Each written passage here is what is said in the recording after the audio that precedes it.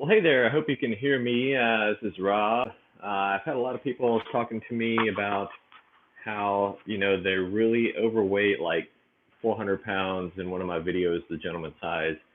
And they're like, oh, I can't do this workout or that workout. So, what I've done today in my messy little gym here, there's a bunch of geeky computer stuff and boxes and storage. And this is kind of like my half garage that I've turned into a fitness room. I'm going to go ahead and flip the camera and just show you some of the stuff we've got laid out. So this is a workout sheet from what I do from Week of Hard Labor. I just keep doing this thing over and over. I've been doing this for a couple of years now. We can talk more about that later if anybody asks. Some super light weights laid out. These are like a kid's play mat that you can buy for dirt cheap. Most of this stuff I picked up at garage sales and whatnot.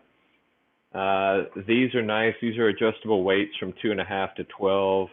The best way to get fitness gear, in my opinion, is to shop sales or to shop garage sales, etc. This is one of my kind of favorite things.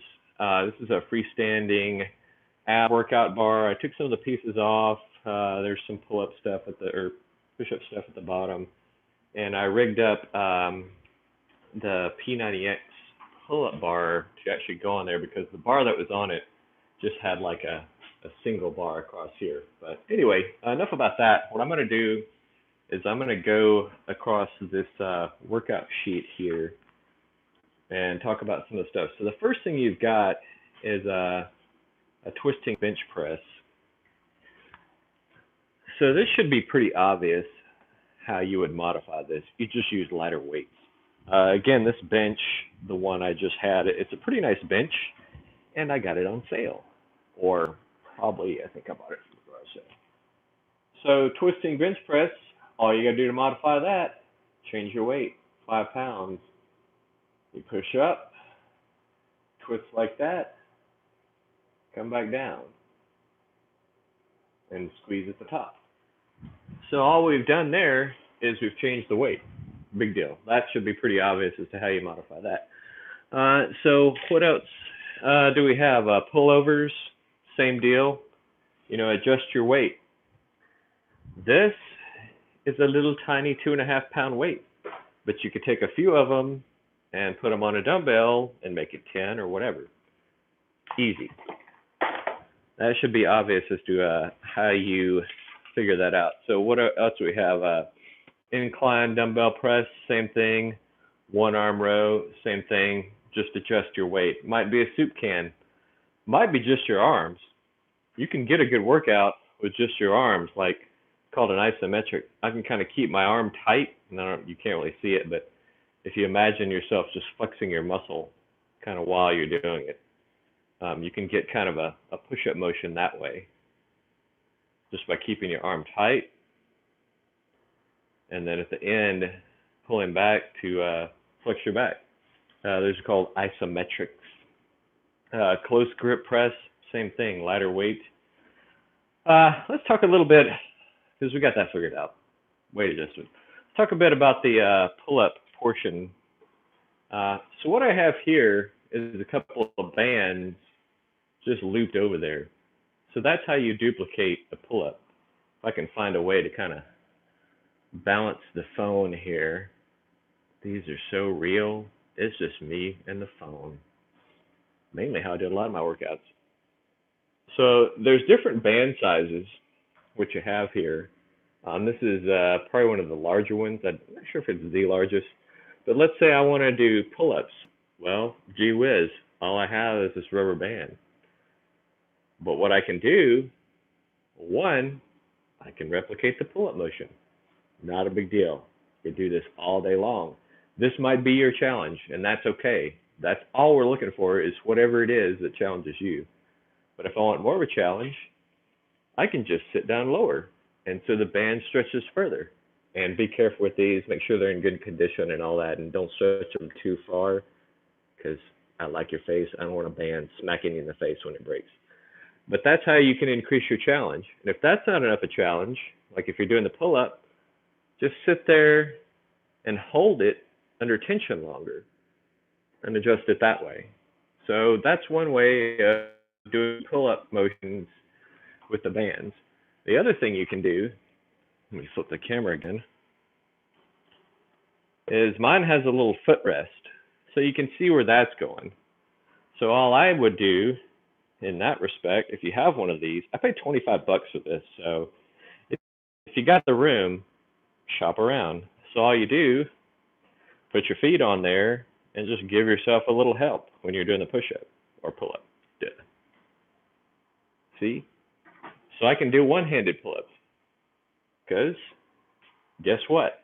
My feet are on that bar, so I can do one-handed pull-ups. Let's see, what else we got on the sheet? Make sure we're not missing anything. Close grip press, that's easy. Reverse fly, easy. Those are just weight adjustments. Let's talk a little bit about ab work and pull-ups. Pull-ups. Keep saying pull-ups. Keep saying the wrong thing. All right. So one piece of gear that I like are these, and there's several brands. These are perfect push-ups. I might put a few links in the comments for Amazon. So basically, the way you can modify this, like here would probably be like the hardest push-up.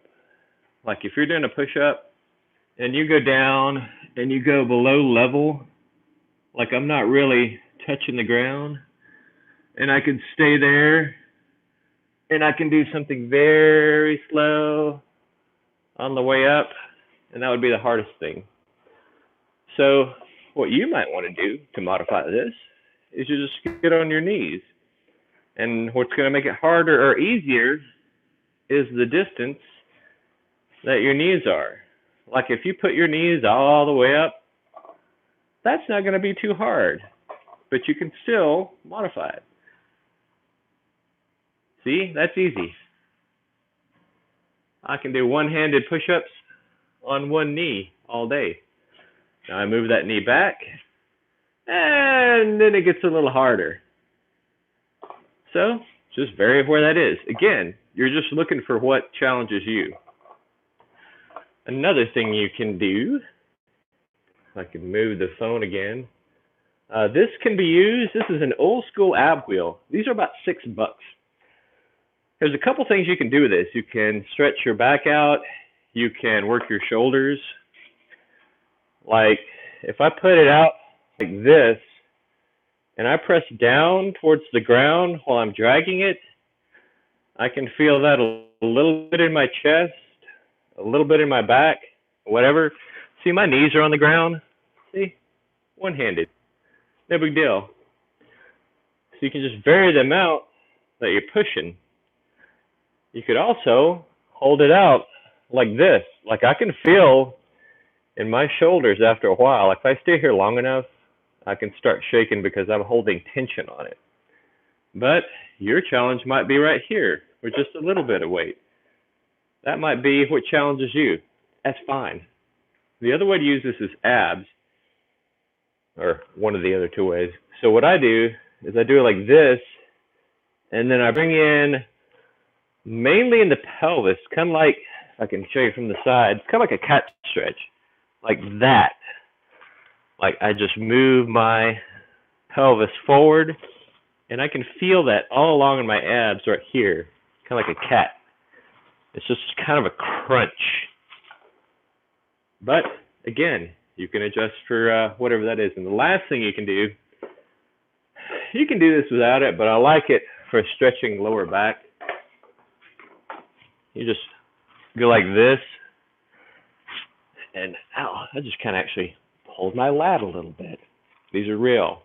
I did a workout this morning. I did total body, so I'm still a little bit recovering from that.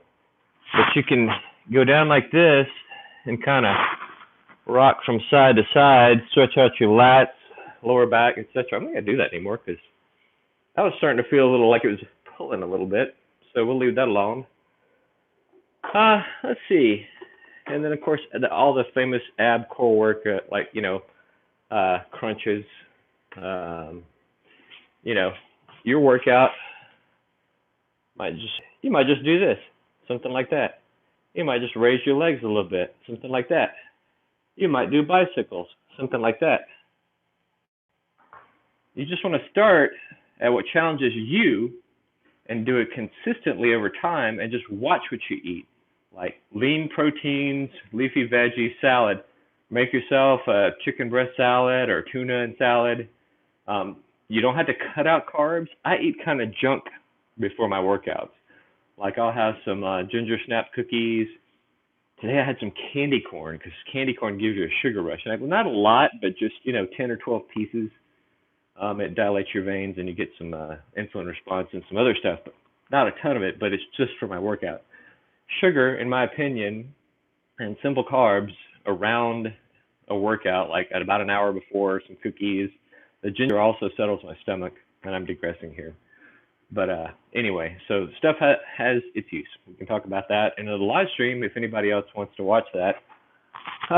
So that's about all I got for now. I hope this helps. Leave some comments if you like it or if you have questions. I could do like a Q&A for the next one. This is my first live stream, so hopefully it'll get better. I hope this helps, and I'll link to this from the other video so people can watch it. Talk to you soon. Beach for Rob out. Subscribes are greatly appreciated. 5,000 subscribers. Can't be wrong. Bye.